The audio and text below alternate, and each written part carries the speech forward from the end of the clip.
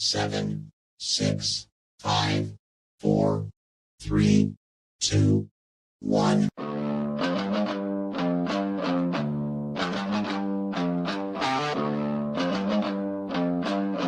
Yeah. Step into the ring where the lights burn bright. Thursday night, we ignite. It's a heavyweight fight. Still steps, no fear. We go deep, we go raw. Talking truth, so the parts won't touch. Breaking the law. Still steps, we taking it higher. Real talk, no chill. Spitting fire. On, locked in it. We bring the heat. Every Thursday night, we can't be beat. We can't be beat. We can't be beat.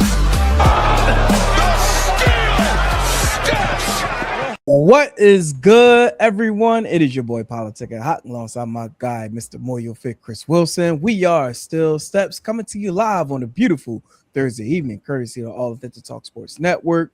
Mr. Moyo Fit, how you doing this evening, sir?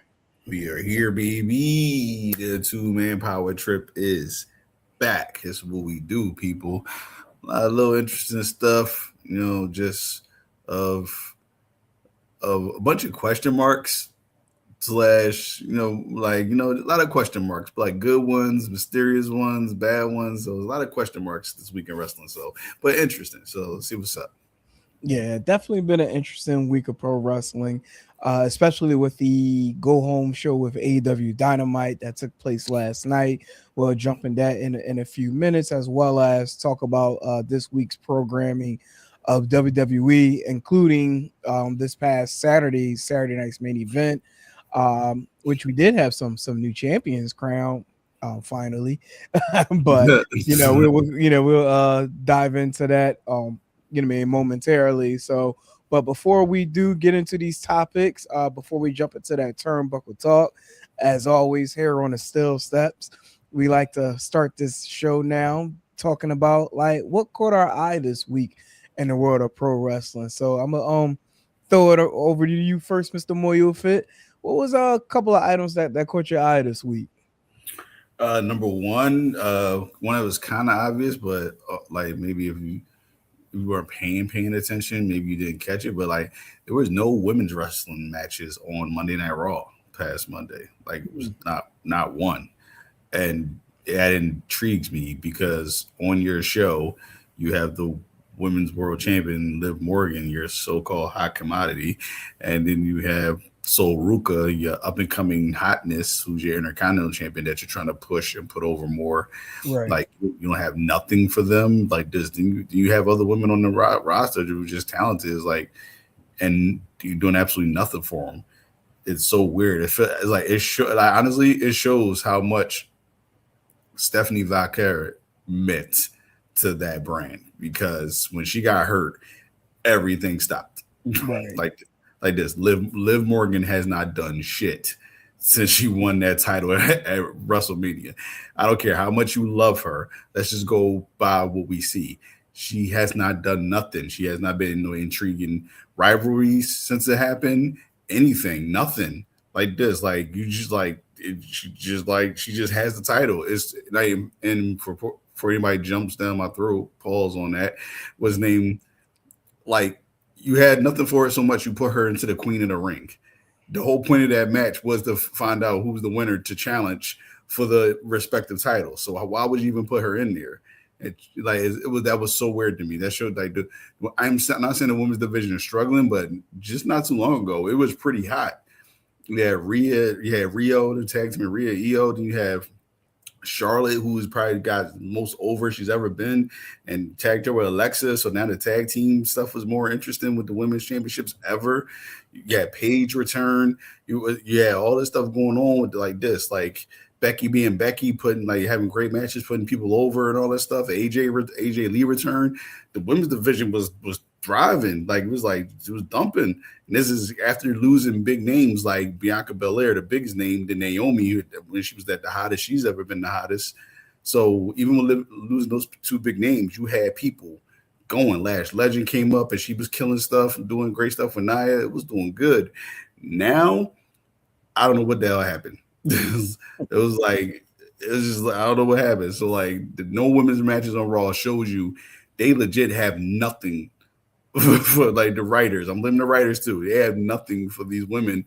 But the thing is, they do, but they're just not putting no effort into it. It's weird. Right. This was AEW's problem 2 years ago, 3 years ago. Now it's like, for real, WWE? What the hell? So I saw that. I was like, okay, red flag here. Now, I will say, you know, just kind of play a little bit on the defensive side. She did have a pretty good last month, not this past Monday, but the week before. She made a significant statement in the ring, if I'm not mistaken. You know, her, Roxanne and Raquel, they took out Io, if I'm not mistaken. That took place. So the champion since WrestleMania, right? Yeah, I get that. You freaked up a week ago, right? I get that. Just, you know, as far as like, you know, why there might have been limited women's wrestling during that show, because you think about what they got going on the heels of the storyline, featuring them and their money that they, you know, been trying to get back from Danhausen. So it's like the more focus was on them being able to build this story. I mean, not necessarily for her, but it was more for the story builder for Dom. But, you know, talking about the you mean the reign that she had, and I'm actually going to pull up a cage match on while we're talking right now. Hopefully we don't get flagged for doing this, but you know what I mean, as you said, you know, like she's had the title since Mania, and then after that, like she's you know, had the one defense against Soul. Then went right into the Queen of the Ring tournament. But if you really think about it, like, who was there to like really to make a case to being, you know, like that next dance partner for her? Because if you think about everybody that's like she has been in a ring with since, like, they were either coming off of a manual made tag team run, which we talked about before, you know, like, so it's like, technically, like you said, that injury with Stephanie Valkyrie definitely hurt, but at the same time too, like, I feel like she, despite not wrestling a lot, but I feel like she's still been able to still get over on television by being marketable, despite not even, you know, having a match. Okay, so I'm not saying she's not over on television, because she still got to the point where people aren't annoyed by her just yet. Like, she's slowly creeping that, though. She is. Like, people are like slowly starting to get irritated. They're not getting tired of her, but they are getting irritated of this woman who constantly says she's the greatest women's world champion of all time, and she's never defended. Wait. If you're going to do it, you got to do it right. The greatest women's champion of all time. Say no. Yes. But go ahead, talk your shit. Never ever defend it. Like, this is crazy. She's a person. She's on Brock Lesnar levels of defending her championship, but she's there every week, which that's the biggest issue. And reason why this makes me like a little irritated, because WWE, I've always given them credit calling audibles and pivoting when something's going left. They actually do really well at that. Right. But it shows that when they've done that every time, honestly, most of the time it's been towards the men. You have these talented, amazing women superstars who are names, big names, right? Like this. Like, they can go out, they can leave WWE, be a huge name still. Right. And like this. So it's not like they need WWE to be this huge name. No, they can be huge names on their own. So why can't you pivot and do something with them? You said it was nobody else. Becky Lynch is right there. She's a tweener person. She could be still a heel, but make it such a great rivalry that people won't care, and they would still choose sides on how they want this to go, because Becky's that good. So she could have did something with her and put Liv over more to make her solidify herself as actually being, yes, I am one of the top female superstars in this whole business right now. Becky would have did that for her. She would have, because Becky's good at that. But keep in mind, remember, Becky was coming off the Intercontinental Championship run. That's what I'm saying. So what? They could have did that and which name they could have, and that would have legitimized the Intercontinental Championship more too. Because Liv could have been on some like, you know what? I want your title. She was like this. She's like, I'm the greatest champion, but you know what? That title looks pretty good to me too. That's like, and it could have ended in some corny no contest shit. But so what? As long as the rivalry and the matches would have been A1, nobody would have cared. what's name? You got Roxanne Perez, the person who's in her stable. You could have finally broke that off because Roxanne got super over after Mania. Like, yeah, she had to show her ass to do it, but guess what? When people like did, I'm serious. They're like, as soon as people saw her cheeks, all of a sudden it was like, oh my God, Roxanne Perez. I'm like, okay, I've been saying she's one of the best women's wrestlers in the world for the last 7 months, but she had to show y'all some flesh for y'all to be like, oh yeah, she can wrestle. Like, what? Which is like, it's like, dude, finally push that phenom, because she is like this. Like, she's 24, 25, and she's one of the best women's wrestlers out, period. Like, push that girl like this, mate. Like seriously, show, like, have them have some type of great rivalry. She doesn't have to win the title, but she could show people, yeah, I'm about to be one of the next ones. Like, you could have did freaking Raquel. Finally, make her the monster she's supposed to be, and come at Liv and throw her around and all that stuff. Like, sometimes stuff is right there. You're just scared to pull a trigger because WWE is so, like, serious. I'm sorry to say this, they have no balls when it comes to the women's division. So they think is like, no, we're going to stay safe and stick to what we were originally going to do, and we'll just push stuff back until our original concept comes back to fruition. Like, no, pivot like you do the men wrestlers. Pivot. Your star went down. Okay, we got to pivot. Let's look over here. This person's been kind of bubbling. Let's try them. Let's give them a chance. Let's see what they can do. You know what? Let's go a whole crazy audible. Let's call up somebody from NXT. Let's see what they got. I mean, well, technically they did that on the men's side, but I mean, as far as like on the women's side, I know what you said. I know. No balls when it comes to women. Like, sorry, like WWE, you don't. You have no balls when it comes to your women athletes, superstars. You don't. Like, it's crazy. Yeah. We'll never see a women's main event again. I best believe that. Far as Liv go, we could go back and forth on that. Me personally, I don't really have. Yeah, we know you're the lover of Liv, the Liv lover.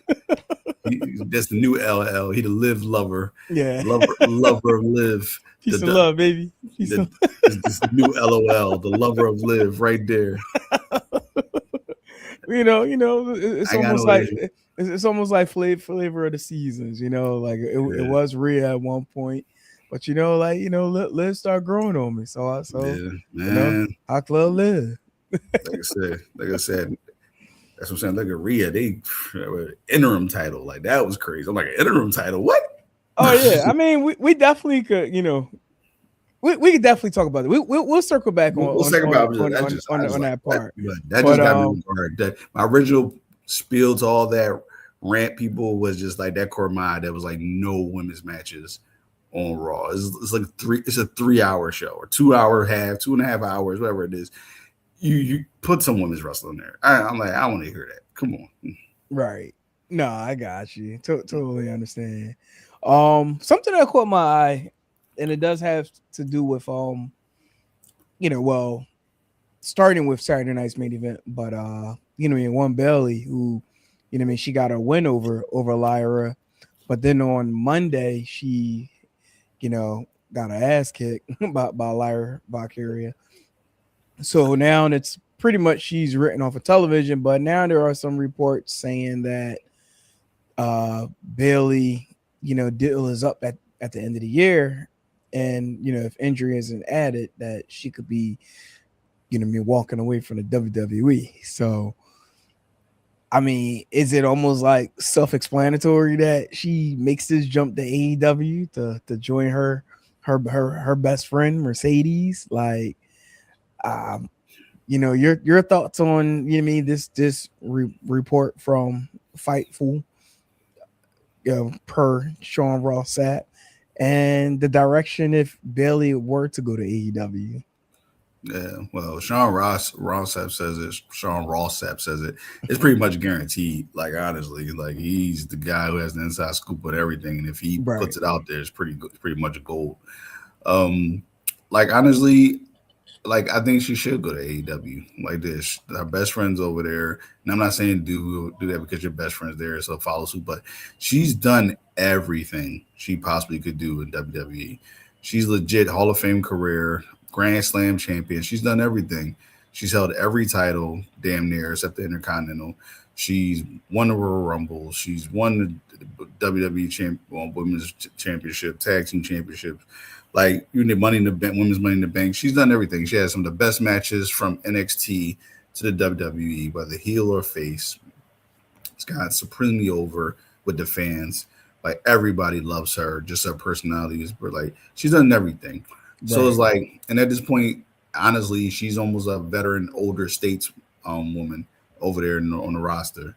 So she knows the new talent is coming. She has no problem doing that. I always thought she was gonna like kind of retire and become like a coach because I know how much she just loves wrestling. I definitely see her being a great coach / mentor. Yeah, but I also see her having a bucket list. Like she sees the life and far as her best friend is living, far as able to actually travel, go independent and wrestle all these people that she always wanted to wrestle. And Bayley looks like also the type to me that wants to wrestle so many different women across different countries and like that the talent that she's like chomping at the bits to like, I want to, and the same thing, these women always saying they want to wrestle her. They look up to her. They love her. They want to wrestle her. So you're literally speaking everything I was about to follow up with, but go ahead.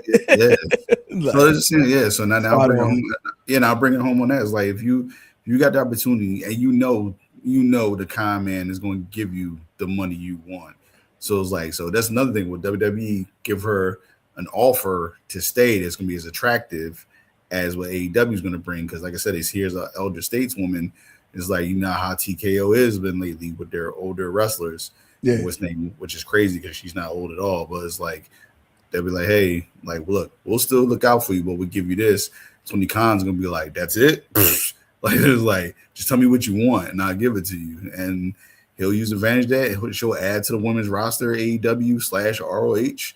And it like she should definitely do it. Like she should. Like, I mean, like it's a win-win. Like, WWE won't cry over her leaving, but they'll appreciate it. And AEW will welcome her with open arms. Right. Yeah, no, I definitely do believe, Hunter is going to try to play a role in, in trying to, convince her to stay. Like you said, there's a good chance they may throw a bag at her. But I think what may not be as attractive for her is the fact that if she does remain, it's going to kind of keep her, her a little bit more closer to the WWE, side, and not being able to like complete that bucket list. So I think she will make that jump too, so that way she can develop that list of those who she may want to fight before she does officially step away, and then she has her women's wrestling workshop that she does annually as far as like training women. And I think with her being able to go to independent level and be able to take advantage of that and also continue to be a mentor and a trainer for the ladies. Like, I think it's a win-win for her at this point. I feel like her value in pro wrestling is already up to where she can write the checks that she may want to write when it's time to schedule her dates for her calendars. Probably the only buzzkill would just be the fact that she wouldn't be able to use her her WWE name, which you use her name. Yeah, like you can move on from it. Mercedes, has moved on, from it and still is successful, post WWE. So I think Bayley could likely do the same thing and Mercedes, make that step. And honestly too, it's just such a damn catchy name of Mercedes Martinez. Like it's catchy. So like that's what I think that's her real name, right? It's her real name. So it's so damn catchy. I'm like, that should have been her name the whole time. Like I get to Sasha Banks, which is also honestly a really good name, very catchy name too. Right. It was named by like Mercedes Monet, I should say, not Martinez. Mercedes, it's named Mercedes. I said her real name. Mercedes Monet was named like it's catchy. So, but like. So Bayley's independent name was what? Like a Dina Rose or something like that? I forgot. I was about to look it up now. Actually. I think it was something like that, like a Dina Rose or a Vina Rose, something like that. Yeah. I believe that was an independent name. It So, was Davina Rose, actually. Davina Yeah, Rose. Okay, I yeah, said Avina. Davina Rose. yeah, Yeah. So like, which is like it's okay name, but like we everybody's gonna call her Bayley because like yeah. it's just a simple one Like word name. like coming to America. Mama call Clay. I'm gonna call him Clay. Oh, So you call know. it. Yeah, exactly. So it's like it's all good though. Yeah. So it'll be very interesting to see what she ultimately does. We got a couple more months before she decides what. But hey, Well, listen. end of the year. We'll by the end of the year. As I said, We'll I find got a out couple more. something. As I said, a Yeah. couple more months. Like we about to be damn near August now, pretty Well, much. yeah. True Yeah, that. True that. You know because what? What else caught your eye? Anything else had caught your eye? I do got one more that I wanna ask. I was honestly was on a fence to even bring it up, but I'll let you go first. Anything else caught your eye? no, it's something that we probably gonna talk about, which is about the new available free agents. Like this. That's actually not what I had was getting ready to, but we could definitely discuss that too. But I saw this and I was like, wait, like is this pop? Is this true? But apparently, something was written in the Observer saying that there's the real possibility of the Vince McMahon character coming back to TV. I'm like, wait, what? Hold What? up. I'm like, nah. Apparently, that's what the Wrestling Observer was reporting, and I'm like, yeah, I don't know about that. Yeah, not right now, in this not right climate. now. Not right now. See, this is the issue, and nobody wants to say this shit. A certain type of people, and I'm gonna say business people, they tend to just run with each other and always look the other way, no matter what's the allegations, what like harsh things, bad, media drama. They would look the other way if that certain name brings a lot of eyes, attention, and most importantly, money. Right. This old pervy guy brings in money, but it's like what is he gonna do at this stage of his life that's gonna bring all this crazy attention to where it's so dramatically shifting to where it's like it's gonna add something to your current product. Like I this don't think is he holds any value right now. that's what I'm saying. Like TKO, None. this is trust me, this is 100% TKO thing because Amari Manuel and all them guys love him. So I'll be honest. I don't even know if it's even them. Like, it gotta I, be I, TKO. I, Like who else could it be? I think there's a good case where maybe he wants to get back on television. Missing the itch. That Oh is no, he talking definitely about Vince. he never wanted to go off of television. Right. He had no choice. But now But it's like yeah, like I don't even know, like, for where the company is at this time, like I can't see TKO saying, like, you know what, this would be beneficial for us to, to allow him to come back on television. Like, they're like right now, if you really look at where the current storylines are for the respective talent, like there's no reason to insert him into television, especially where like everybody isn't getting as much time that they are now. So it's like there's really no reason to have him back onto the TV screen. no, none at all. Like and it's like I said, what is he going to do? Like what's the program going to be? Like is he just coming on to say something? Like because he's like he's really up there in age now. He can barely do anything. Right. He wasn't that agile, guy before. He's just a jacked up older dude on all the testosterone and PEDs to look the part. Right. But in ring wise, he was trash. So it was like, what is he gonna do at what? How old is this man now? Is he like 70 something? He's like 70 something, right? He's definitely up there. Yeah, it's like this. Like, what is he gonna do? He's not gonna do nothing in ring. So it's like, so you have him come out there, what, talk trash and look. I don't know what he looks like right now. I haven't actually seen a up to date picture of him in a very long time, so I don't know what he's looking like right now, but he was looking up there in age. Like it was showing before he left. Before he got unceremoniously booted off. So it's like if he was already looking like that before he left, I can imagine what he looks like right now. I think the last time I saw him was when they released that body cam footage when he got into the accident, and like he had a strange mustache. Yeah, it is. Kind of remind me like one of like the old Acme animated characters. Like that's the only way I could put it as far as like the last time I saw them. But yeah, that definitely I was like, whoa, I was like, no way they're going to allow this to happen, especially in today's today's WWE. Like there's really no point, like And just not buying it.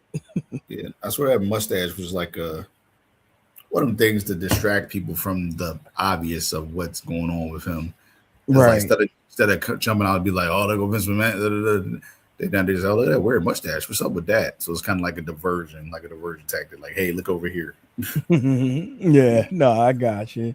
You mentioned the WWE talent that was released back in April, and because of their 90-day non-compete clauses, which have now expired. So therefore, it's pretty much fair game for anyone to sign wherever they want to go to. Just this very morning, one Zelina Vega, who's now going under Thea Trinidad, like she had a very, very great video, vintage, vignette of of her new persona character, kind of like going through like the timeline of her childhood watching wrestling with her father, which was unfortunately passed away during 9/11, which then transitioned into older Thea, aka Zelina, and like she just like kind of like went down like this timeline of her career, and now she's ready to open the door as the name Thea Trinidad. And like, I don't know if you had an opportunity to check it out, or if anybody that's tuned in tonight had an opportunity to check it out. Definitely take a look at it. On her social media platforms. It was done very, really well. So shout out to the boy JD Dean Williams, putting that together. But yeah, it definitely was a pretty dope video. As far as like launching her next steps in her career. But far as list wise, I was just doing a quick look, as we were having a conversation tonight. But we already know Apollo Crews is over in TNA. But we have that's not his name. I know it's not. Say it. Go ahead. Say it. Ooh ha. Was it Revolution Nation? Oh, Ooh-Ha Nation. There we go. Ooh-Ha Nation. Like what nation? It's just you. It's one man band. He could have been a one man band. It's the Ooh-Ha Nation. No, it's just you, bro. Yeah. Don't be that guy. I'm right in the stands. I'm gonna be that. You, bro. If he come out at TNA next week, I'm gonna be that guy for you.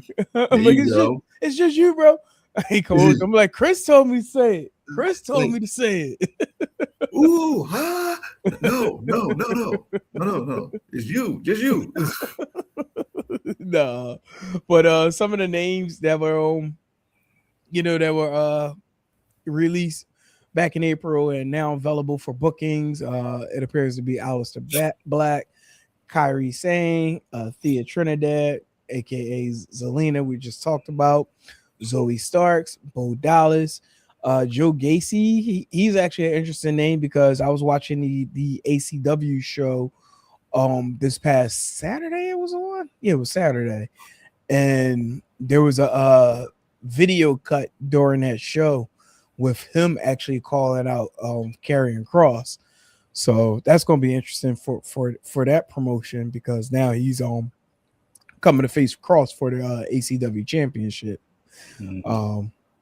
Also Eric Rowan, Dexter Lumis, Santos Escobar, Chris Sabin, Alex Shelley, which we kind of already know. We talked about their video last week with them opening up their box of contracts from promotions that want They want to bring them on, so we should definitely hear something about them pretty soon. Hopefully, maybe even by this upcoming Sunday with AEW Redemption. But we'll discuss that in a couple of minutes. But as far as like these individuals that's been released and now being able to take bookings, like I'm just throw it out here to you. If you were running a promotion right now, of those names that I just mentioned, who will probably be the first one you would ask to be a part of your event? Aleister Black. He's the Hmm. biggest name they got let go, like he is. And I would, if I owned the promotion out of I'm gonna call them the big three. What's name that the main ones we know, WWE, AEW, TNA. What's name? I would like this if from what I hear, Aleister Black is a really great mind and for wrestling. Like he always has like all these ideas. They say he's actually pretty down to earth too. Like he Yeah, has no problem talking and being very cordial and like with people and all that. Because a lot of people see his look and that kind of throws you off of. You might think he's very like cold or standoffish and all that, but they say he's right. actually a very down to earth, cool guy. Um, I got a like comparison to that, but I'm gonna let you cook. yeah. So I was like, so I would go to if I was Mr. Silva, I would pick him. He'd be right in there, TNA. Like this, Hmm. be like another big name. Don't matter if he's at AEW and WWE guy. So you can't even say an ex WWE guy. He's just a big name who Right. can have a lot of like. You don't give him the freedom of booking, doing whatever he want for his talent, but you let him cook with a lot of bunch of his ideas that add to storylines, and I think it can make a very good like combination like this. You got all those guys down there. You got your Nick Nimitz, your Moose, all those guys still down there. Your Cedric Alexander's, Bronson. What's his name? Like you got a bunch of people you could work with and make a bunch of nice, great matches, a lot of stuff going on. So like Aleister Black I know it's kind of the obvious name, but it's because he's the guy I think you can make something with and bring more eyes to your product to where you just signed this our first real TV deal. Like Hardy Boys has brought us a lot of eyes, thank God. Like this in this show, our show has been cooking, like legit have been cooking. So like bringing another guy who's going to bring some type of eyes. If I'm going to say he's going to move the needle all the way over, no, but Right. he's definitely going to move it a couple notches because people know the name, and then he's actually really good in the ring. So the talent is also there. So I Yeah. will go with Aleister Black in TNA. Okay. I'm actually agree with you with the same person as far as Alistair Black, but I'm going to change the promotion. You'll say Um, MLW, aren't you? Absolutely. Like Yeah, the thing is, it's like the slam dunk destination, because of one the stories that can be told with one. You mean like cross kind of like building almost like a mega power like type of faction. yeah, because it's the same character. Let's be real. Right, but then eventually dismantle it to where you mean like they go to war, and then eventually they can go their separate ways. But Yeah, I think that would definitely be a ticket seller for the yeah. promotion 1,000%. Yeah, I was going to say that about even though my number one pick would still be Aleister Black. I was going to say that for Zoe Stark. Zoe Hmm. Stark should sign with MLW like this. Yeah, Like build her name even more. She's crazy athletic, crazy talented, but she still was honestly to me a little green like this. yeah, Like she was like really good in the ring, but still a little green. Like we just you need more than just athleticism to make it in wrestling. yeah, Does very well for you, but like her MLW with the women they got down there, she would be a bigger name, but you like I said, but not the biggest. But right, you see what it's done for Shotzi, stuff like that. So like she can add to that division of building those names and characters in that women's division of women who are not household names down there. So she can add to that, and because she's a bigger name, I'm sure she'll get more looks, more eyes and like more credibility, which means grows her purse a little bit more. right. And what's his name? Yeah. So if I was the book of Alistair Black, TNA, and my girl, she would definitely go to MLW. If I Yeah. was, if I was the booker, if I was the person to own the company. Gotcha. Before we jump into AEW, this actually is somewhat AEW related, but AEW related, but not necessarily related. But you mentioned Shotzi, and just thinking about like what her and Leo has done, like on the independent side, with GCW, and being able to, like, to create like this relationship. And I don't know, did you see the recent video with Shotzi where like she got like this like photo collage of now her and Leo? Had No, me, yeah, you gotta check it out. It's pretty dope. And it just had me thinking like is it possible we might get a Shotzi AEW appearance? Like either AEW appearance or Ring of Honor appearance? Like I'd I be cool was with, I'd be cool with Ring of Honor about to say personally. I could definitely see her Ring of Honor before AEW because that right only reason because AEW women division is so bloated right now. Right. Like if it was like a one off, like for like a special, you know, battle royal or freaking just like they need like a street fight match. They need somebody to help them out that's hardcore and crazy. That's right up her alley. So you Yeah. could bring her in for something like that. But if you wanted to bring somebody in like consistently, like somebody you've seen like twice, 3 times a month, I would definitely do it ROH. Hmm. Yeah. Nah, I seen And it. I was like, Leo's the television champion in ROH, right? yes, correct. Yes, Yep. yeah. So like, Yep. yeah, so that would work out perfect. Yeah. Yeah, that had me thinking. I was like, I'm like, when I find out they trying to plant the seeds, to be able to pull this off, man. If they do that, listen, like, I mean, we are around July, and typically we'll have like our state of promotion platform, to talk about where we are half of the year. Actually, we need to start working on that maybe like within the next couple of weeks. Matter of fact, after SummerSlam, I think we should revisit the state of promotions, because, in my opinion, I mean, if we're going, straight up pro wrestling, like AEW is probably light years ahead of WWE thus far. What I mean, for 2026, you know, like, but we'll get back to that, to get everybody's opinion on it. But For sure.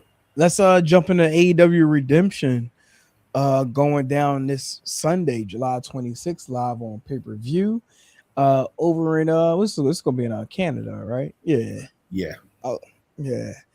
So, but definitely looks like a pretty solid card.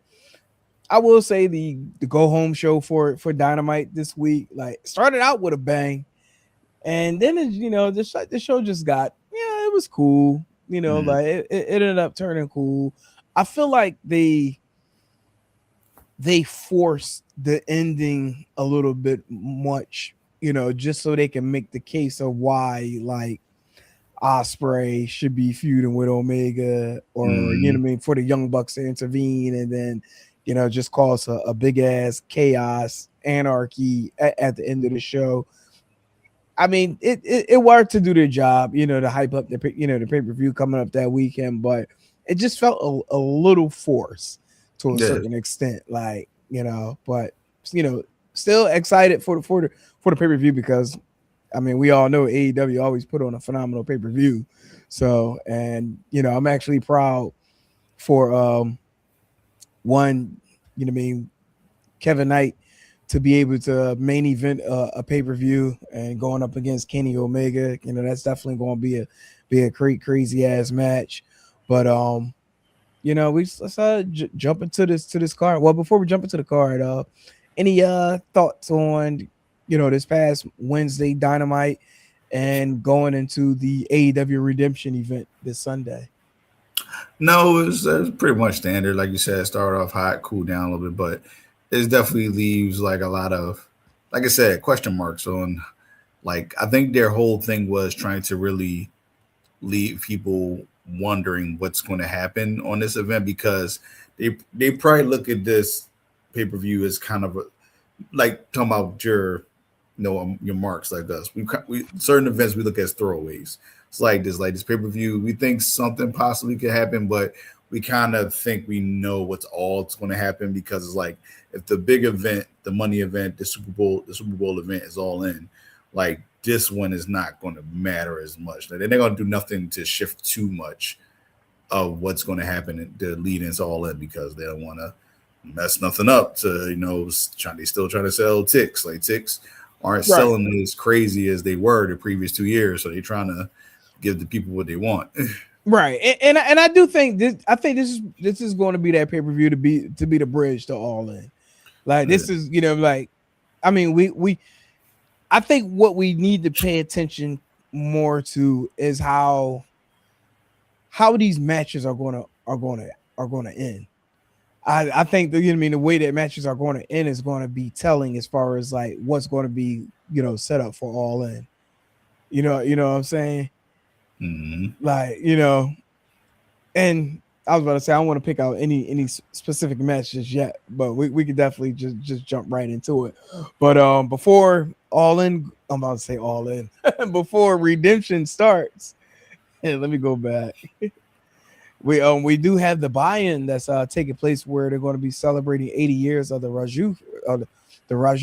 Excuse me, why I can't talk tonight? Excuse me. Rougeau? The Rougeau, yeah, sorry. The Rougeau wrestling dynasty. Like, it was crazy. I was talking to somebody about the Rougeaus about 2 weeks ago. Yeah, was talking about the tag team, and I was like, you talking about Jacques Rougeau and all of them back in the day, like, yeah, like, but it wasn't even about this. That's the crazy part. It was just like, it just came up in conversation, but celebrating the 80 years of the Rougeau family wrestling dynasty. I should just say the Rougeau family, because it is majority of the family. So that's pretty dope. One thing I love to give Tony Khan credit for is he's not afraid to talk about the history of pro wrestling and acknowledge it and give people their flowers. Not saying WWE doesn't do it, but I think AEW and Tony Khan does it a little bit more with much more, with a little bit more sentiment, like, but that could be a hit or miss on WWE at times, because I feel like when WWE does it, it's like, oh yeah, I need for you to sign this contract too. I need you to sign this Legends deal. Like, I need you to just remain here, like, sign his Legends deal. You can't do nothing else nowhere else. Right. If AEW call, don't answer. Yeah, don't answer. Like you belong to us again. Yeah. So, but shout out to Tony. Bringing the Rougeaus to the pay-per-view on Sunday. So, all right, now let's get into some of these matches, because respectfully, they only could do this in Canada. They picked the right place to do that. Like, I'm sorry. They did that in the States, they would not get the love that they deserve. Right. But yeah, so we starting out with the 6-way ladder match for a shot at the AEW International Championship, which is going to feature Commander, Jungle Jack Perry, Speedball, and the Beast Mortis.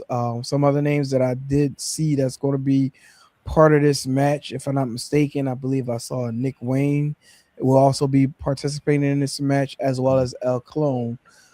So I think that will round out the 6 that's going to be in this match. But I think as far as winning wise, I'm gonna go with Jack Perry to win, to get the number one contender for the shot at the AEW International Championship.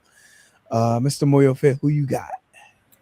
I was gonna go with Commander first, especially because of the freaking showing he just had. 2 weeks ago. Yeah. 2 weeks ago. Like, damn, man, like, you got to give it to that man after that. That was such a freaking showing. I said, holy shit. That match was crazy. Like, where they find these people, man? Like, damn. So his name, but I was going to go with him, but I just think they probably not going to push him just yet. He has time. That was like a coming out party on the States anyway for him. So it would make sense for Jack Perry. Like, so he just resigned, so I'm sure they're going to do this is probably the 3rd or 4th time trying to push him and see if it actually sticks this time. Right. So yeah, Jack Perry seems like the most logical person to pick in this instance. Yeah, honestly, I feel like Jack he's made his mark now as far as like being one of the four pillars of AEW. So like as far as like that young regime, I think he's there to be able to you know what I mean stick around for the long haul. I mean, is it possible he could move on at some point in the future? I mean, you know what I mean, of course, you know that could happen, but I think he like is like finding that mark with AEW. And it's funny because like with him being able to do that, you know, what I mean, and having that contract extended, now he's in the position where like he likes to give back to you know what I mean to the younger talent. Like, damn, like is Tom moving that fast now? Jack Perry is like the OG in AEW. I That's crazy. He was like, you know, I want to get back to some young talent. Like, Yeah, it's crazy. It's funny you talking about the pillars. It's like because he was originally one of the three of the four pillars. yeah, Now, one of those four pillars, from what I understand, he's trying to get up out of there. So it's like, talking about Sammy. yeah. Yeah, So yeah, it's interesting. It's very interesting. But yeah, like I said, yeah, Jack to me still is the future. But like I said, they tried to push this dude on multiple occasions, but and it just hasn't panned out the way it should have. You know, could be right. just but like maybe this is the time where they get it right and just put him in a situation. Maybe this time he has a little more say in the direction he goes. So Yeah, that little creative freedom they like to have. So we'll see what's then. But like to me, this is the most logical pick out of the six individuals is Jack Perry. Like I said, would love to be commander, but looks like Jack Perry's gonna be the guy. gotcha. Next up, we have the no holds bar match with pain the painmaker. Rainmaker returns. Yeah, right. Chris Jericho going up against Tommaso Ciampa. Who you got winning this match? I'm going with Tommaso Ciampa. Like this, like the Painmaker. Even though he's making his return, it's like it's still kind of a, Tommaso's a little bit up there in age. He's like it's still like kind of a not so much passion the torch, but it's like okay, it's your turn. Like this, Yeah, you've been deserved these flowers for years now. You got a new like breath of fresh air in life when you came over to AEW. And Tommaso Ciampa, he's one of those guys that I really believe, like honestly, his look, the way his character, he hands down could be one of your top mid card guys in AEW for years to come. To where even he could be a slept on main event guy, similar to Briscoe was, yeah, because he came over from ROH and came over to the AEW and they put him in the main event scene, and it kind of worked. Even for a short period of time, it worked. Yeah, great matches. Yeah, great chemistry. He was over with the fans. People loved him. Like, to me, Tommaso Ciampa can be that guy, but he actually can be the guy if you was to put the world title on him, like people would celebrate it and be very happy for him because all the work he put in and how he got himself over and not being used right with the other company, but now getting a shot over here, similar to Samoa Joe. mm-hmm. His name. So I think Tommaso, this is where you keep pushing him like this as one of your top right now, one of your top mid card guys. Right. Like this. So like I'm gonna go with him on this one. I actually agree with you on that one. I think Ciampa will pick up the win, especially after coming off the defeat. Actually, no, I'm tripping. Wait, who won the beach match? No, Tommaso won that too. You know what? I'm gonna flip my pick then. You gonna fit the Painmaker? I'm going with the Painmaker then. In my mind, I don't know why. I should have just double check because I remember watching that match, but in my mind, I'm like, wait, didn't Jericho win that? But since he did not, I'm actually gonna go with the Painmaker because I believe what's going to happen for this is we're going to probably get a third match. But this is kind of like going to be like the Lesnar Oba of AEW, to go to the third match. So I'm gonna go with the Painmaker to win this match, and kind of like having to go back to what I was just talking about before we started talking about the redemption card, as far as paying attention to what these outcomes are going to be, which will potentially lead into All In. And I think what will probably happen is like there's going to be like some crazy ass stipulation at All In between the two of them. Maybe a loser goes home type match. Although then I'm about to say Jericho, just extended his contract, but something's going to happen.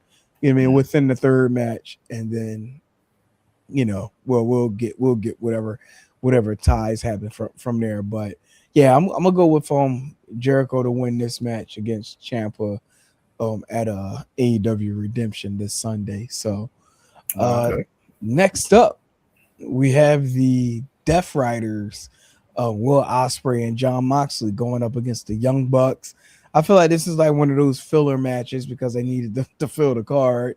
And again, talking about previously, I just felt like this was one of those situations where like they just like had to force the storyline at the conclusion of Dynamite to pique everybody's interest. Granted they explained their stories, over a couple of weeks, but it's just, it just felt like this is like one of those forced matches. But I get it because it's all going to play to the psychiatry, the psychological of Will Ospreay and where he's going into All In, whether or not if he's going to, fully become an official Death Riders member, or is he eventually going to, branch off and be his own guy. But we'll see what happens, at Redemption, how this tag team match goes. But with that being said, I'm going to go with Ospreay and Moxley to defeat the Young Bucks. Yeah, I'm just gonna make this short and sweet. Ospreay and Moxley's gonna win. it's like it's all that what you said makes like is basically what I would say too. It makes sense, but it's just like I said, this is a filler match. Like this is very rushed. People with these four men with the big names they have, especially in AEW, is like you could have built that way better. But like I said, we need to put some big names on these cards so they can sell, so they can create intrigue. So I get it. But yeah, so Mox and Ospreay definitely gonna take this one. And that's probably one of the great benefits AEW has. Like, despite not having to be a match that is necessary to be on the card, like it's for individuals that works well in the ring. So it's it's going to be a good match no matter what. It's going to be a good match, yeah. So but it's like, do we really need it? Not really. Not really, but still intrigued. Right. So I'm intrigued at this match, though. Here we go. The AEW National Championship. Mark Davis defending his title against Andrade El Idolo. Mr. Moyo Fit. If I'm not mistaken, I'm pretty damn sure you got Andrade El Idolo to win this match. Well, how'd you know? I'm pretty sure you got this to be the win. Is that correct? How'd you know? I just got a sneaky feeling that's who you got to win this match. Listen, my man. Don't get twisted. Still the biggest whore I've ever seen. Stop calling that man a whore. He's a whore. Just goes to any company. He has no loyalty at all. Yeah. He did have my boo taking selfies at the ring, the one pay-per-view about a month or so ago. See, yeah. Yeah, I don't like that. He's a whore, but he's my favorite whore. He's probably had the best year of his career in the States by far. Yeah. So the man he's always been a phenomenal in-ring performer. He has all the swag in the world. He's got this. How'd you know? He's got that as what was the biggest catchphrases in the business right now. Right. Like put a championship on that man because AEW has like 200 more boys named. But big shout out to Mark Davis. Mark Davis has had a hell of a run himself. Mm-hmm. Like he really has. As he's like when he came back off injury, he's been doing some ish, and I salute him. Like I really do. But our boy, you got to strike while the iron's hot. Put a championship belt on my man Andrade. Andrade, your new AEW national champion. Listen, I'm gonna be honest. Like I was concerned about both Mark Davis and Kyle Fletcher once the United Empire had split up in Mhm. AEW. Ospreay went his way, but everybody is doing a damn good job right now, including Mark Davis. Like, That's what Ivan Brosnan, he had a hell of a year, bro. He's been yeah, killing it. yeah. Like I'm like, man, shout out to him, shout out to Kyle. We're gonna talk more about Kyle. Actually, it might be the next match. Don't quote me on that, but we'll see. And it's not. Nope. Boom, boom. Hmm. But we'll get to it momentarily though. But next up, we have the TBS Championship with Hikaru Shida defending the championship against Maya World. Mr. Moynihan, I'm gonna let you go first on this one. Who you got? I'm going with Akira Shida because AEW for some reason has this weird ass infatuation with her. Like this, they just keep putting a title on her. I swear they do it just like so people could be enamored with her. Just like this, like because she doesn't have the title, people just don't care as much. We know she's a great in ring performer. You got to do her in ring talent. It's just about her that people just don't seem that intrigued by her. It should go to Maya because she's like one of the biggest natural baby faces right now, going through stemming from everything she's been going through. But Yeah. because of that, in pro wrestling, the chase is always more intriguing than the actual like her winning. That's the ultimate payoff. So to keep that baby face and sentimental favorite, like I think they'll have her take another loss here right now, which honestly will ultimately up her stock. Maya is really good. She's one of the future top women in this division. So I think her time is coming very soon, just not quite yet. Hmm. Deep down in my soul, I want to say we may have an upset special alert here. It But would be great, but I just have a feeling not yet. yeah, nah, It- I can dig it. Ah, yeah, man, I don't know. This is actually probably I don't think the only AEW has. match I was a little torn about as far as Yeah, like, it's weird. I just don't think AEW has the heart to make Sheeta a transitional champion. And granted, yeah. it was a vacant title, but still, technically, she'll be a transition. They put it on her just to put it on Maya. Yeah, I'm pretty like, which like because like I said, Willow should never had to vacate it in the first place. Right. You know what I mean? But it is what it is.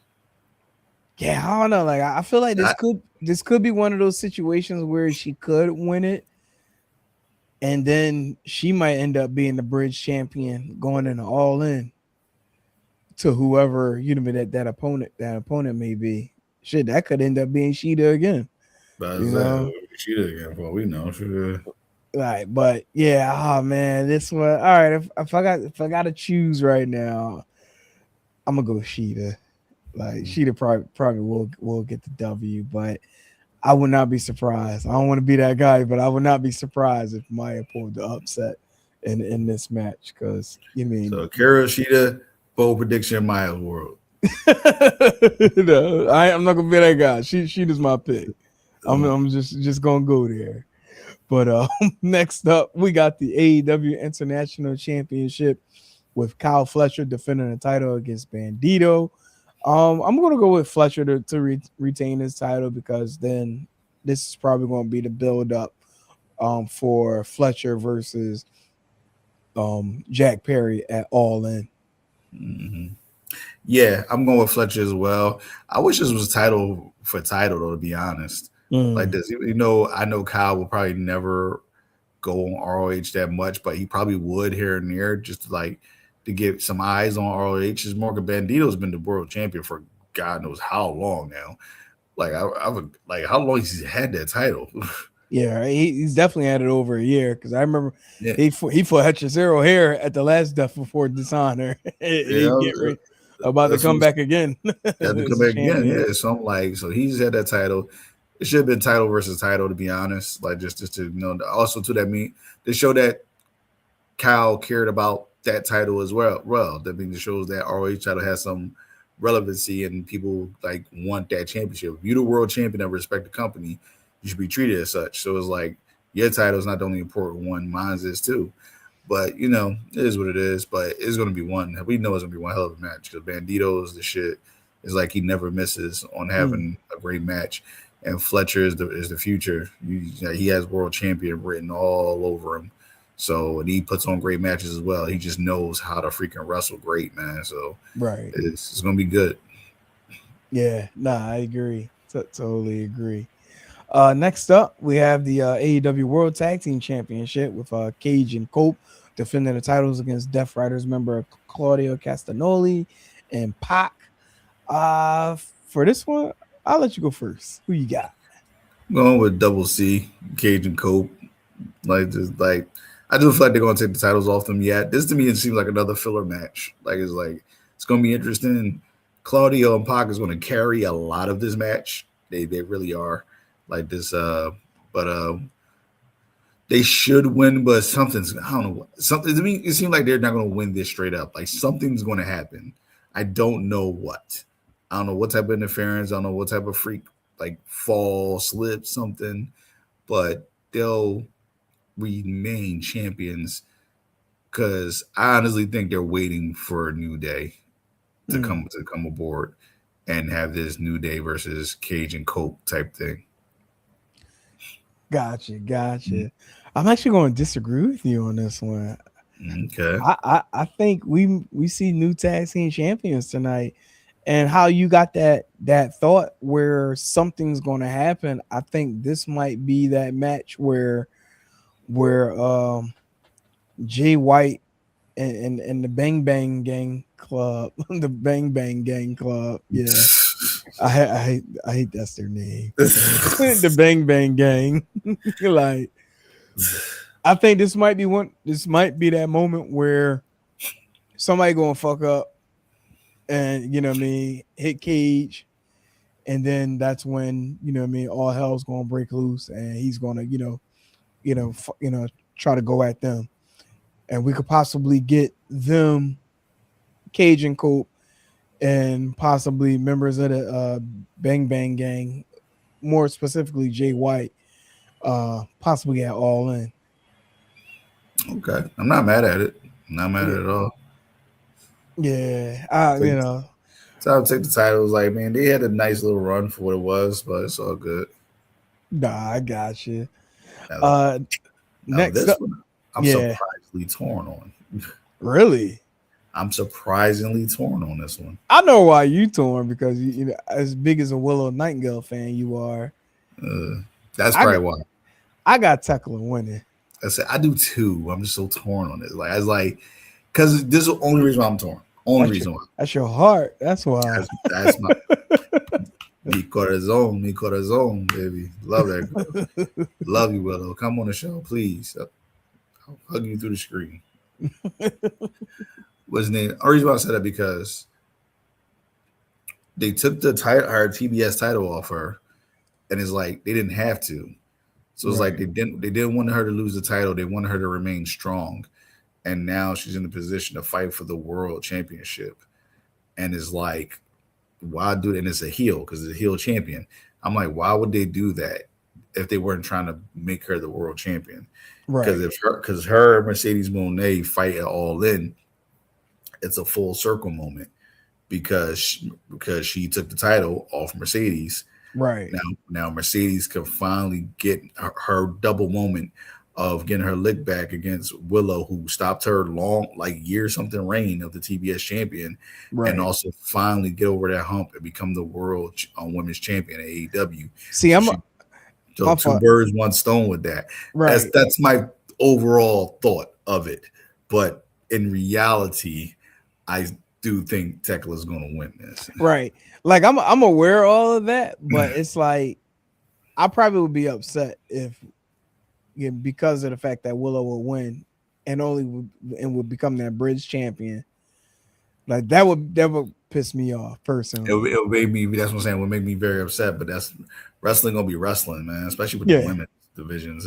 That's told you bookers, writers with women just stay weird as shit. They are, and but Tekla has been such a breath of fresh air when it comes to being a women's champion. She is so damn funny, Cheers to and you, Tekla. yeah, she's so damn funny. She's so damn erratic and Yeah, unhinged and unfiltered, which I love. It could be like she's almost bridged that like thing we were missing from Tony Storm.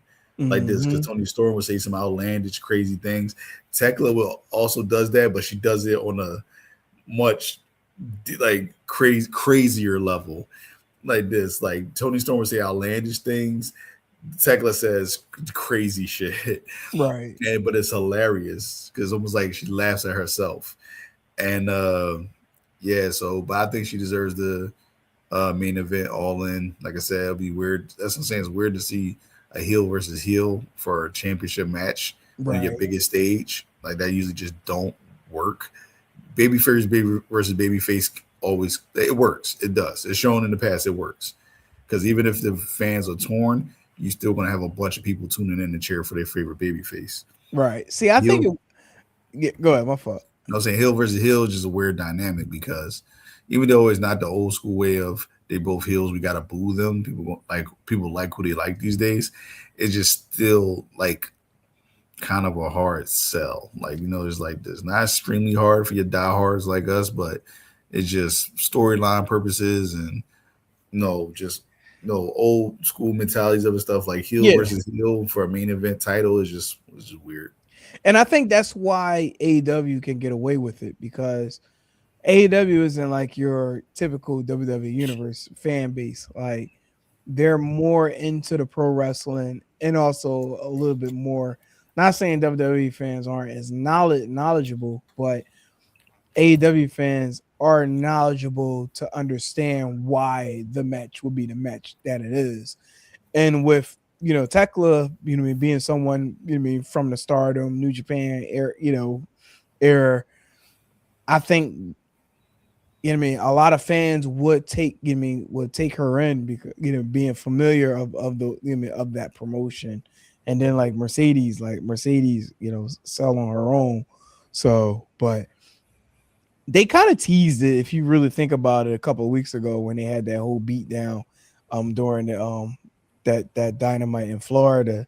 So it's like you kind of see see the running for that all in matchup to take place, and with Tekla being able to defeat Willow, I think that's probably going to like really get it set up from there. And also too, you think about like what transpired on Dynamite this past Wednesday with what's the name Divine Dominion, defeating Sisters of Sin. Sisters of Sin. Yeah, Like, so yes, like dude, I'm sorry, these names are so like it's like all right, they got to start with the same letter that the first name begin with. Like Divine Dominion, cool. Sisters of what? Sin. Sin. Yeah. That rings a bell. Yeah, let's do that. Yeah, it's like I think they kind of teased that into the mix too to kind of like jumpstart what we're about to see between Tekla and Mercedes. So I'm looking forward to it because between those two, like them microphones going to be hot when they start their feud. But Oh yeah, that's gonna be good. I can't wait for that. yeah, so but yeah, I got Tekla, you got Tekla. I know it hurts your soul, but It does deeply. Next up, we got the main event, the AEW World Championship with Kenny Omega defending the title against Kevin Knight. I got Kevin Knight defeating Kenny Omega. It's like, no. I'm about to say nobody believes you. As soon as you said it, like I don't believe you. nobody believes you. You need more people. You know what I mean? Nah, This I do think this is going to be a bomb match, a bomb in a good way. Like I think this is going to be a really good match. all this match is to boost the stock of Kevin Knight even more. To be honest, Yeah, like they know he's the future. They know he's going to be their guy for like the next 10, like their top guy going on for like the next 10 years, next decade. yeah. So they just put him in a position where people can really see him. They're speaking his And praises behind the scene. I've read is what? they're speaking his praises behind the Oh yeah, scenes, like yeah. the So work, that they know he this is put gonna be in. one of the guys for the next 10 years. He's gonna be taking one of those torches, and like I say, he could be one of the new pillars of AEW. Like for sure, like seriously, for sure, he could take that one of them spots and like or add another pillar for all that shit. I mean, and it could be limitless. You know what I mean, so Right, it's like he's one of those guys. He's one of the ones. He's gonna be up for a while. And Kenny Omega is Kenny Omega. You know, he's a champion again. He's gonna be in his home country of Canada. He's not. They're not gonna let him lose. And right. he's the bigger name. All in is around the corner. He's going in as champion. So it's gonna be interesting, man. Yeah, no, that definitely gonna be an interesting match. And so you said you got Kenny too, right? Yeah, for sure. I feel like something weird's gonna happen after the match, though. You think it might be like a handshake maybe between Kenny and Kevin? Could be a handshake. MJF might pop up, just like he's pissed he lost the title. He could attack Kenny, Keep in so mind, he no longer has his diamond ring either. he doesn't have the diamond ring anymore either. So it's like it's a lot going on. And so as I said, questions, questions, questions. So but Yeah, is it like for it to be like a B level pay per views? The wrestling always A1, right. so the pay per view is still gonna be sick. No, I agree. But yeah, so anybody that want to check out AEW Redemption going down this Sunday, July 26th, live on pay-per-view. I believe it starts at 7 p.m. Eastern time. It was at 4 p.m. Pacific time. So definitely check it out. You mean on your respective cable company or whatever apps they're streaming this pay-per-view on. And it will be So over at 1 a.m. yeah, right. Get your work slip already set up. Boss is not gonna be able to make it. I'll be running late. Shout out to Divine Dominion. That's what they call it. Yeah, Divine Dominion. Shout out to them winning again, and probably not. They're not going to be in this pay per view. They're not going to be in the 0 hour. None of that crap because AEW doesn't value that for some reason. I'm sorry. I'll let you know, man. I'm once again Megan Bain, number one. Love you, sweetie. Like big fan. But let's, yeah. let's not sell it out just yet. I mean, granted, it's Thursday. They still got Collision. They might throw an extra match or two on there for the buy-in. I don't know. Hopefully, About to say, sounds good, bro. Sounds good. I always feel so damn bad because I always forget her tag team partner's name because I'm such a freaking fanboy. Lana Cross. I love the way she promos. Yeah. Like this, she talks so damn well. Like she does. She talks better than Megan Bain, to be honest. Yeah. What's name? She's such a great promo. So they complement each other well. So like I really like her. I have to give.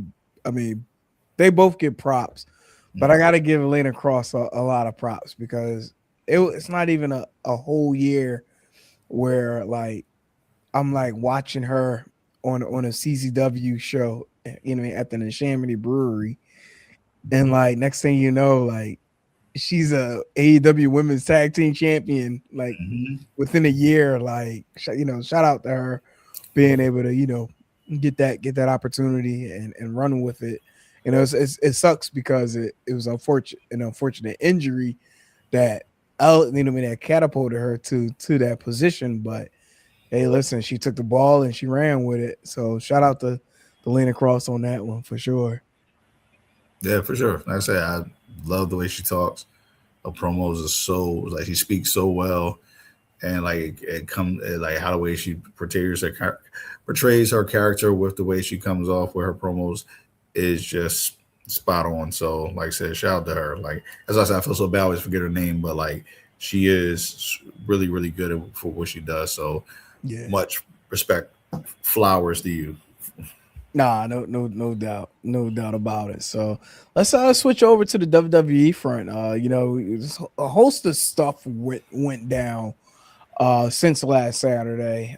First and foremost, we did have the women's tag team titles change hands, which was Fatal Influence defeating Brie Bella and Paige. So we got new tag team champions on that front, and looking forward to seeing where we go with that. Any thoughts on on women's tag titles changing hands? Last Saturday. About damn time. Like Jesus. Like goodness. I'm glad it went to Fatal Influence because they're super over right now. They're so good. They complement each other very well. Bree and Paige was a good little nostalgia moment, for WrestleMania, it was Paige return and everything. But like they still get nice reactions and everything when they come out, but it's not as like a crazy thing like when you see them as much, like because honestly Right. Paige should be on her own, like to be Right. honest, and Bree should be with her sister. So like they'll probably do Nikki will probably come back and it'll probably be the three of them against Fatal Influence, the 3-on-3 type thing until Bree and Nikki break off from Paige. It's gonna come eventually. But it's like, like I'm glad they lost the titles. They weren't elevating them or honestly, like it's like they had them for like this series for like a split second. I forgot who was the champions. Like seriously, like I really forgot they were the champions for like a split second. I was like, who's the women's? Like I forgot. Like I really forgot. Then it was like Right. I was like, oh yeah, shit, it's Paige and them. Shit. And then it's like then like a week later they lost them. I was like, all right, good. Now I remember who actually has Yeah. them. I am curious to see how like this Fallon and Laney Reed as the tag team champions are gonna go. Um, you know, I think Friday is going to be very, very telling as far as like the direction that they're going to go with the titles and who's going to be like that next tag team to step up because I mean we talked about this before as far as like how the tag teams are developed and like they're just kind of like makeshift on their they're making them up on the fly at this point. So it's like who are the actual tag teams that can go up, step up and face this group. But 9 times out of 10, they're probably going to hold on to the titles for a minute now. Oh yeah, for sure. Until they figure out who's going to be like that big baby face to dance with them at some point. So, but I did want to bring this to your attention, and this is actually something I could have used it as a caught my eye moment, but I figured, we're going to talk about Raw anyway. So, um, switching from over Saturday night's main event over to Monday Night Raw.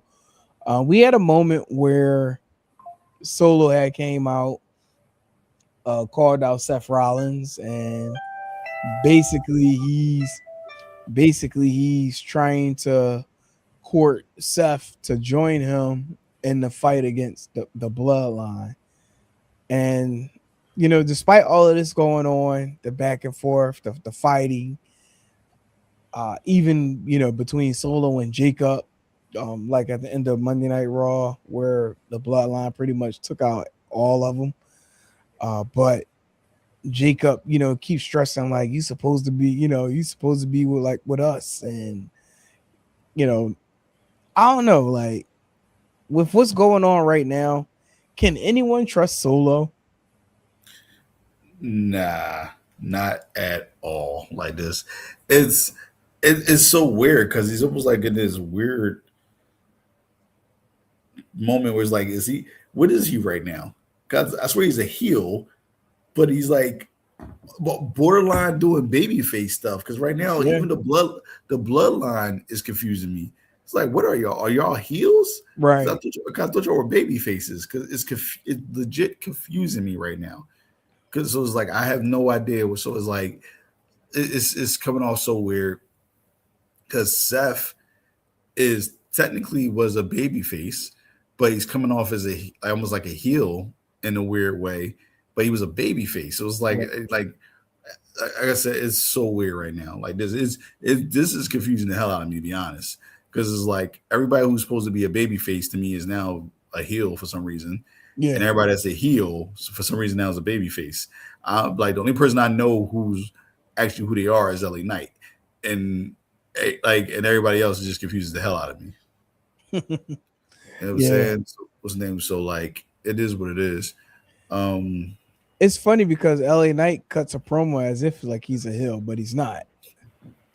Yeah, I know. He's like he's not, and he's like but he speaks so well, and he's so charismatic. It's coming off good, but it's just like he's like I give him he's cooking with his promos lately. Like I said, the 2 weeks ago I was like I liked this promo, but I was like kind of like it was okay. But the one that just passed, I was like, oh yeah, here we go. Right. Now we getting into it. Like so I remember I say you need to start talking like from the heart, saying like you tired of being looked over, tired of people falling for this. I said this is exactly what I said. I said you need to talk like I that. remember you saying that, Pinky. It's like no. Yeah, right. Talk that shit. Start being real. Start being real. Start doing some shoot promos. Forget them kayfabe Jones. Do some shoot promos. Right. It's like I was like y'all forgot. Y'all forgot. Like this man don't win nothing by himself. Like this. He like this when he's with the bloodline. Every match he won is because of interference. Right. I mean, every single one of them. Like this. Like now y'all. Now all of a sudden he's y'all original tribal chief. Like he's the guy. Like, but it's like I said. Like because I'm gonna keep it real. I'm not interested in this Seth Roman thing at all. I'm not because I've seen it already so much, and it's like I don't. To me, it's the same shit. Yeah. No, we brothers, shield, like, all right, whatever. Yeah, no, to me, I just feel like it's repetitive. Like, we've seen these type of vignettes before. It almost reminds me of like Shawn Michaels Triple H-ish from back in the day when they've been, sparring against each other. Back in the day. So like when I see these vignettes now, again, talking about the history and stuff. So also too, like, just thinking about that, like it did have me thinking. I'm like, man, like, is it me? Like because of my age or our age, I'm feeling the way that I'm feeling. Like it's like, I've seen this before. Okay, what's so different about this story now than what it was before? You know what I'm saying? You good? You? Yeah, no, I'm sorry. Like I'm trying like somebody was at my door. So I'm sorry, it threw me off. Like what the hell is going on here? Got you. Yeah, but no, like it I don't know. It is a little lackluster. Like this story. Granted, like they're trying to build it. As best as they can. Throughout Raw, like how like they keep sharing the stories over and over, as far as the match, being built for SummerSlam. But I don't know, it's just not hitting. It's not hitting for me.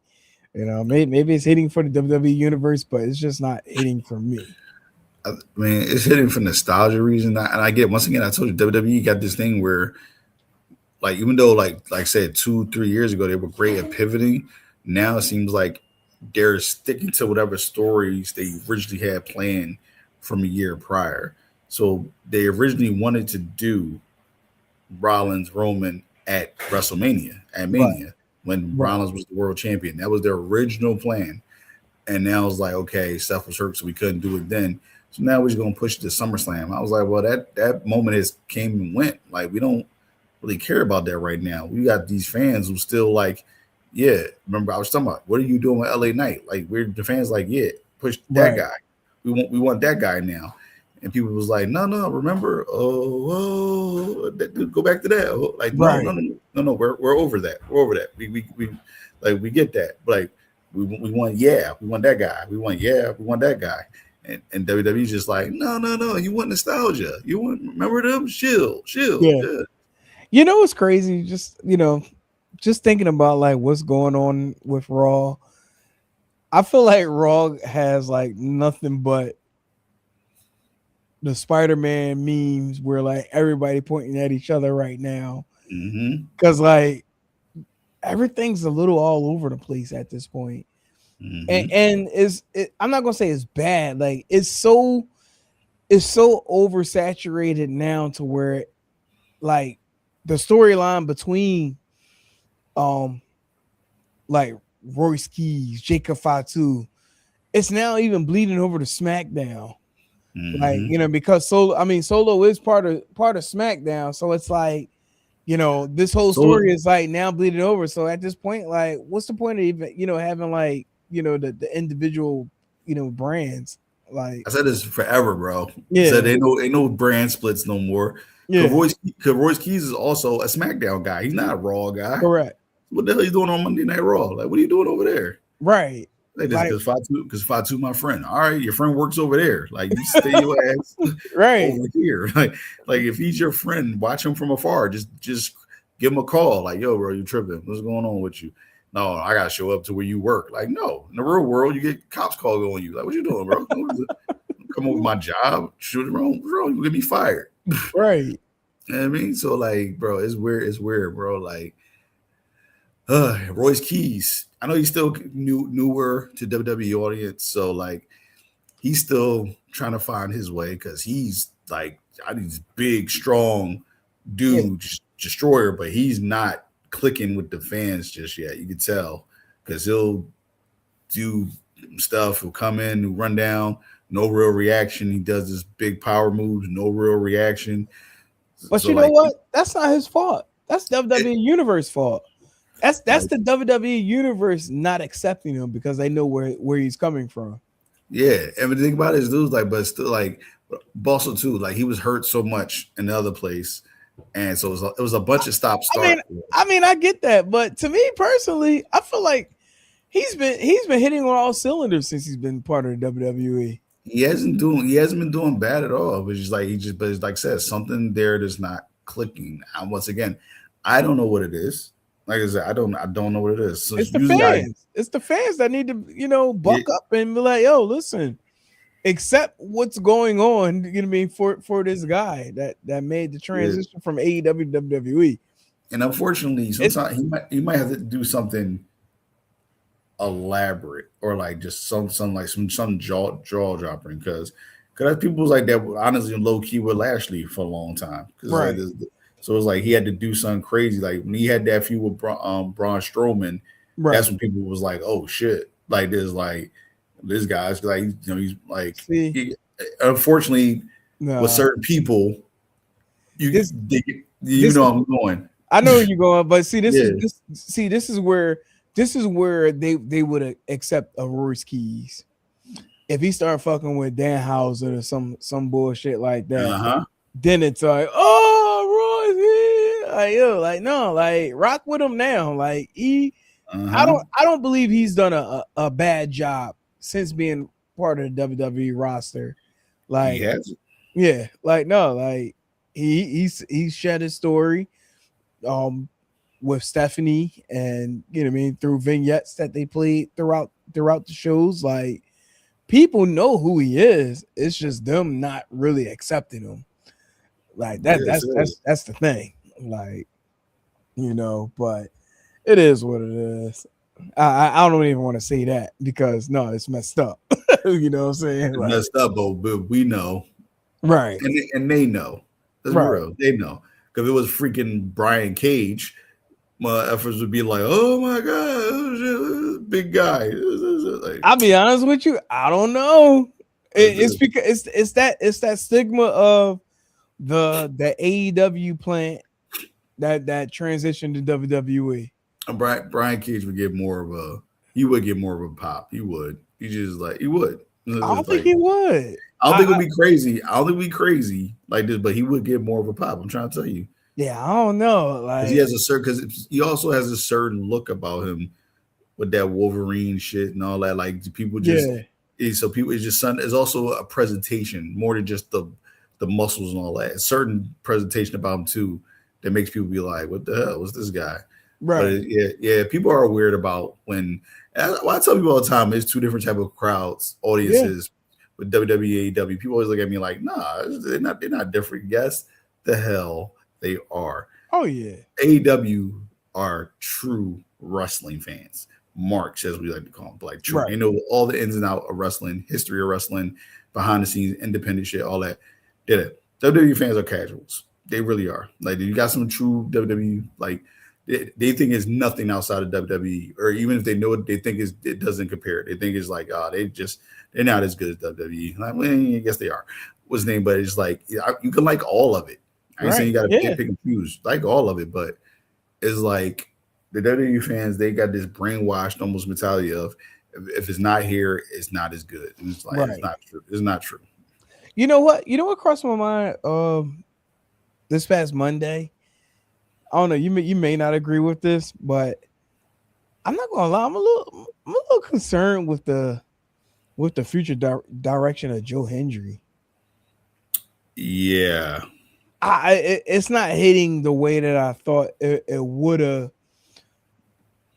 I think it's probably because I thought he probably would have stayed on the NXT roster a little bit longer than him being sent up to the main roster. I didn't think he was going to stay on that long. Honestly, even though he really should have. I didn't because I just think he was. I think he was. He was. I don't even say he's bigger than NXT, but he was big enough to where they think he would do well Right. past the NXT brand. And I think he still is. Me wrong. He's doing good for what he is.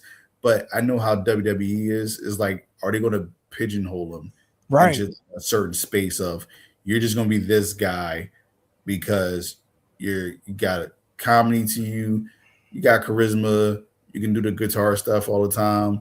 So you're going to be our newer version of Elias. I mean, pretty much. And we're going to keep you in that role until the fans get tired of that. Then they're going honestly, they're going to try to switch his whole shit up. I'm trying to tell you, watch within the next year. They're going to be like, you know what? Dye your hair darker. We're going to make you more serious. Like I promise you, everything they got him over, they're going to like shy away from that. Right.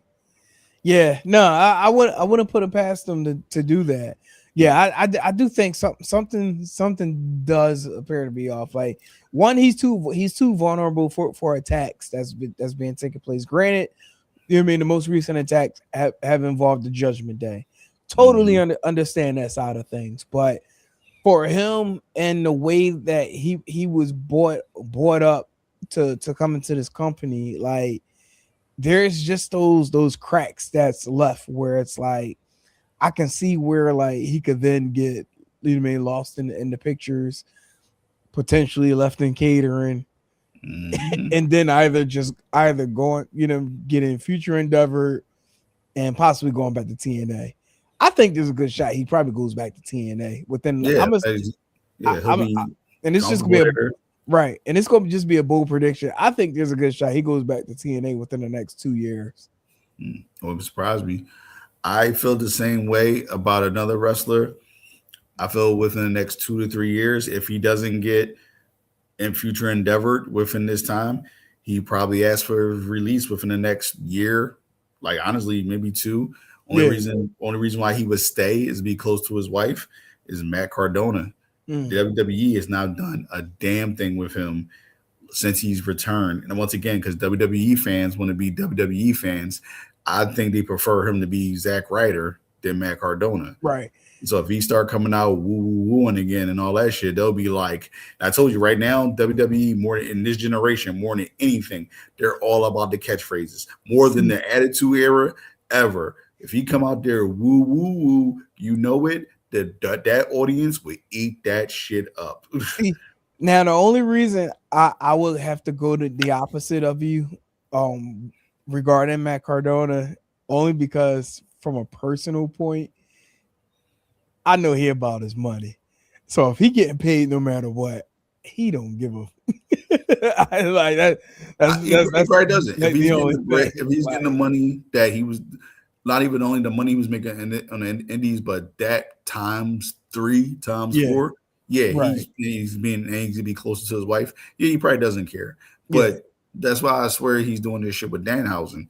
Because, you know, Danhausen's doing this mystery machine thing and having the Miz and what's his name, Kip Wilson being insert. I would not be surprised if he turns back into Zack Ryder within the next week or 2. I wouldn't be surprised. Next I know, I'm dead serious. Like I was like, all right, but like, did you come back for the money for like just to like, you know, to get that final big contract of your career? Be like, all right, this is gonna be my last big shot of getting all the money I wanted, and you know that way I could chill, be with my wife more. Or was it you wanted to be pushed on a higher level? Now, granted, WWE, he already did shit. Like he's an Intercontinental Champion only for 1 day, but still counts. United States champion only for like a month or two, still counts. Right. And multiple time tag team champion. You know what I mean, so like he's done stuff in WWE. So technically, Hall of Fame career. Be honest, wasn't it? We ain't technically, going there. No, technically, he'll likely. I'll say this. He'll likely get in the Hall of Fame. Coco beware. Hey, we're not going there. No, Jesus, we Coco beware, bro. we not going there tonight.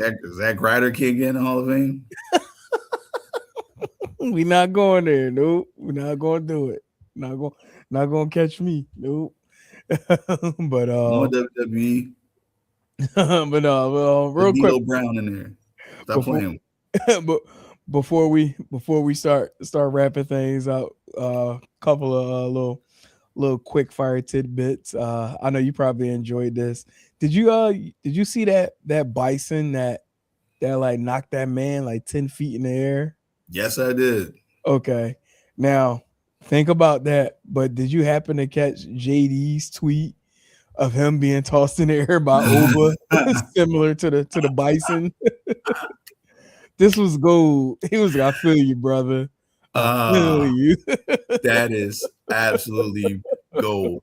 Shout out to you, JD. After knowing what happened with that man with the bison and then seeing how he took that toss, I was like, yo, they definitely were talking in the back about this. Like, yo, you need to like make sure I'm in the air like that guy got tossed by the bison. Yeah. Like I totally saw that. Oh, for sure. Oh, for sure. Yeah, that was really good, man. Really, really good.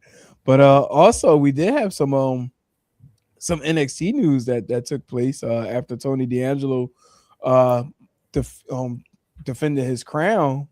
Mike Santana, somebody that you did call and say that you know he was WWE bound. I mean, when he ended up being NXT bound, like I didn't think it was going to happen. I thought maybe he was just going to take a little break.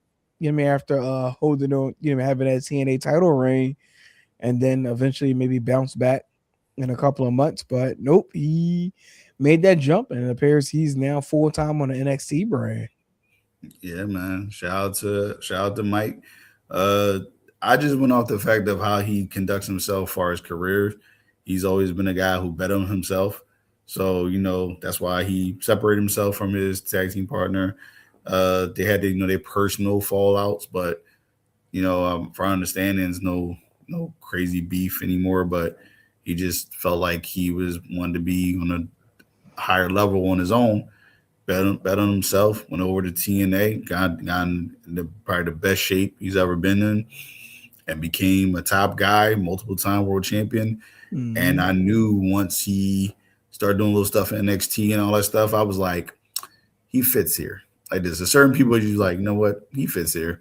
So I knew he was going to WWE. I knew even though he could be on the main roster, I knew he was going to be on NXT because certain people at WWE just feel like they're not a big enough name to go right to the main roster. Right. Even though they are, like people like Samoa Joe, he should went right to the main roster like this. But like, yeah, you know what I mean. But like, I understand people like Finn Balor, Sammy, Kevin Owens, Kevin Steen, because they were indie guys that a lot of people didn't know. I didn't know him like that, to be honest. I didn't know those guys. I didn't know Seth Rollins and all that stuff when he was something black. I forgot his first name was. Yeah. What's his name? But like I didn't know those guys, especially, you know, Finn Balor, you know, Prince Devitt, he was over in Japan. So I wasn't watching New Japan and all that. So I understand why those guys started NXT, but and certain guys, you just like, no, you just put them on the main roster. But I knew he was going to start at NXT, which is fine. Like this, and honestly, I say this because NXT needs some top names right now, especially in that male division. Yeah. Like you got Nakamura, you got Tony D, but Mike Santana or wherever the hell they're going to change his name to because they're clearly going to do that. No, he's going to be Santana. I think. Like is it going to be Mike Santana or just Santana? But it's not. There's going to be a name change somewhere. You know, WWE wants to own the property or everything. Listen, somehow he miraculously was able to keep his music too. Like, yeah. Well, he already played it. That don't mean shit. Right. I mean, they played it before when he was on TNA. So, like I said, that don't mean nothing. But yeah, so if he's just Santana, I'm cool with that. You know what I mean, like they let him keep that, cool. Yeah. No, I got you. And finally, just close out tonight, to those in the tri-state area, TNA is definitely going to be in town next Thursday and Friday at the Leah Course Center. So if anybody, looking for tickets are available at tnatickets.com. Again, that is tnatickets.com. The main event going down on that Thursday will be the TNA World Championship. This is actually a little bit like a spoiler because TNA is definitely on right now, and their world championship match is taking place as we speak. So That's crazy. I mean, it sucks, but also at the same time too, got to put the onus on them because Casey Navarro is in town, and he's doing a watch party for this exact match at Chickies and Pete's as we speak. So clearly we know what that result, if anybody's reading between the lines of what I'm saying. But long story short, Nick Nemeth will be defending the TNA World Championship versus Jeff Hardy next Thursday at the Leah Center. So, definitely, pop out, get your tickets, check out the tapings that's going to be going down next Thursday and Friday. Actually, let me just make it clear. Thursday show will be a live AMC taping, and then Friday will be the television taping for the future episode after Thursday. So, but yeah, definitely, come on out. Now, Politic and Hawk is going to which one? Both or just the one? Both of them. Both of them. Both of them. Both. What's it? The Dexter's Laboratory meme, like both of them. Both of them. Yeah, I'll be at both of them. And apologies to NWA because I definitely meant to pull up their banner, but they're going to be in Philly this Saturday for NWA 78. I don't have the card on me at this very moment, but I do know for a fact that Natty Neidhart will be returning because she's trying to get her lick back after her incident with Kenzie Page at the last NWA 76 that took place in Philly. So that's going down this Saturday, 2300 Arena. So if anyone's interested in going to that event, please check out 2300arena.com for more tickets. Again, that's 2300arena.com for tickets for NWA 78 going down in Philly. So I'll be there as well. So like we outside. So we definitely we definitely gonna be outside, So we got NWA Saturday, TNA next Thursday and Friday. Still on the fence about doing SmackDown. I'm weighing that out, trying to see how SummerSlam turns out, and that's really going to determine if I do slide to SmackDown. I gotta feel this is probably gonna be a good ass SmackDown show. And me personally, I'm just making a bold prediction here. If Randy Orton doesn't show up at SummerSlam, I guarantee Randy Orton shows up in Philly that Friday. Mm-hmm. Yeah. So, but now it's official now. Nick Nemeth just defeated Casey Navarro for the TNA World Heavyweight Championship. So you don't say. Yeah, so it's not a surprise now. There you have it. Next Thursday, once again. Did not see that coming. TNA World Championship, Nick Nemeth versus Jeff Hardy. So, but next Thursday, I'm looking up tickets right now, to be honest. Oh yeah, I'm about to say, come on, pop out. I'm about to say they got some nice joints available. I definitely did see a nice aisle seat. Got your name on it. Where do you see that at? I ain't seen no aisle seats. It's on. If I'm not mistaken, it was on one of the lower levels, like the opposite of the hard cam side, like not like that very section of the hard cam, but like to that right, there's an aisle seat. But I'll tell you about that offline. Yeah. Yeah, somebody probably beat you to the punch right now. Like, oh, he said there's a house seat available. Hold on, wait. Oh, here we go. Yeah. Got it.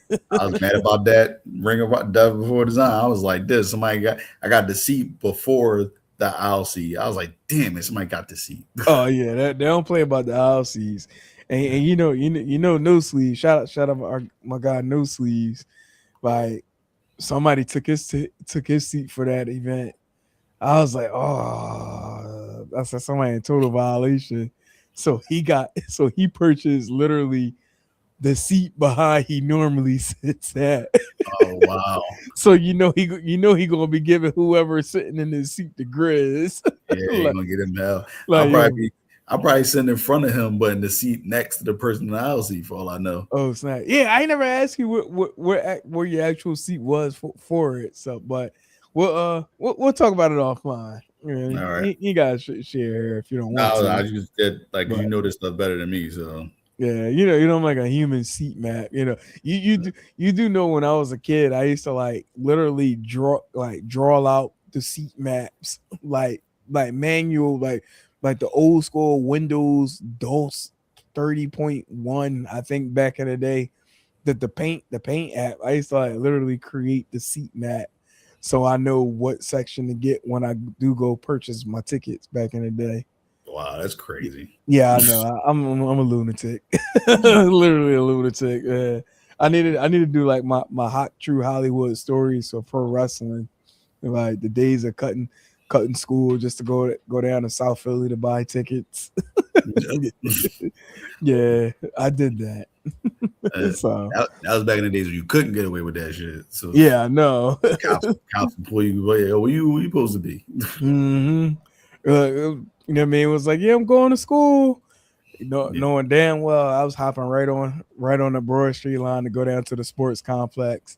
And this is a true story. Just to go, to buy Monday Nitro tickets, and the same tickets when tickets went on sale, that was on the same time, and I didn't even know this was even going to happen. Fucking Macho Man was doing an autograph session with him and Gorgeous George.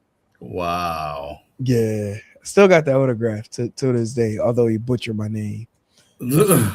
Yeah. So, and in the worlds of anyone, if everybody see that, my name is Akeem to Macho Man. R.I.P. Akeem. Yeah. 9 times out of 10, he probably actually thought about that wrestling character when he wrote my name. Akeem. Oh, all right. Yeah, right. Yeah, he Akeem. Yeah, Akeem. You can do a little dance for me. Like you dancing, I'll dance you freestyle. Let me tell you something. You got a rap album, don't you, Macho Man? Right, exactly. It definitely was out by that time, if I'm not mistaken. Shout out to one of the GOATs, man. Yeah, definitely. So, all right, Mr. Moyo Fit, we are at the 1 hour 47-minute mark. Doesn't seem like it, but it's definitely, goes by quick. But, we need to work on our schedule for next week because with TNA going on Thursday and Friday, I don't know. Like we need to try to figure out what's the plan. Like maybe what we do, maybe do like a little pre-show before SummerSlam, and that way we can do our predictions then. Yeah, something like that. Yeah. So, but to those that's tapped into us, greatly appreciate it. Stay tuned for more details and development in regards to SummerSlam preview and predictions.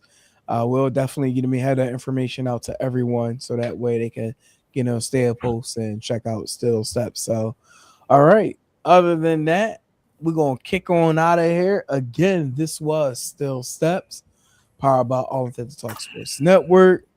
Mr. Moyo Fit with Goldie. I'm Politic Hot. Goldie around my neck. We should have titled this the Do-Rag Boys show. No, man. both having do-rags on. Like, listen. 2-man power trip. Do-rag. Yeah. I'll be at the shop tomorrow. Toot, I'm coming for you. So, but yeah. So, all right, everybody. Again, greatly appreciate everybody tuning in. Appreciate the support. Continue to provide your comments, your feedback, and we'll holla at y'all next week. ? We'll be here. All right, now. Peace. Peace.